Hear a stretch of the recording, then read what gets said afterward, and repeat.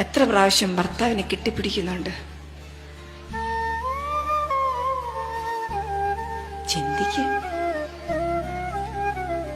ഒരു ദിവസം എത്ര പ്രാവശ്യം മുത്തം കൊടുക്കുന്നുണ്ട്? ചിന്തിക്ക്. ഇന്ന് നേരം വെളുത്ത് എഴുന്നേറ്റോട്ട് വന്നപ്പോ ഭർത്താവിനെ നോക്കി പുഞ്ചിരിച്ചിട്ടാണോ വന്നത്? ചിന്തിക്ക്. പരസ്പരം ഭർത്താവിനെ നോക്കി ചിരിച്ചിട്ട് എത്ര നാളായി?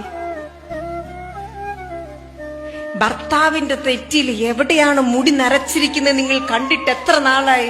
എവിടേക്കാ മുടി നരച്ചിരിക്കുന്നത് നിങ്ങൾ കണ്ടോ? നിങ്ങൾ മുഖം നോക്കിയോ? ആ കണ്ണുകൾ എവിടേക്കാ പാടുകൾ വീണ് നിങ്ങൾ ശ്രദ്ധിച്ചിട്ടുണ്ടോ? നോക്കിയേ? എത്ര ഒരു മിനിറ്റെങ്കിലും അദ്ദേഹത്തിന്റെ മുഖത്ത് നോക്കിയിരുന്നിട്ടുണ്ട്? എത്ര നാളായി അങ്ങനെ നോക്കിയിരുന്നിട്ട്?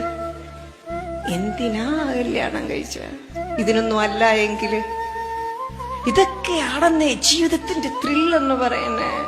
ഇതൊക്കെയാണെന്നേ ജീവിതത്തിന്റെ രസം. ഇതിനു വേണ്ടിയിട്ടാണെന്ന് നമ്മൾ ജീവിക്കണേ.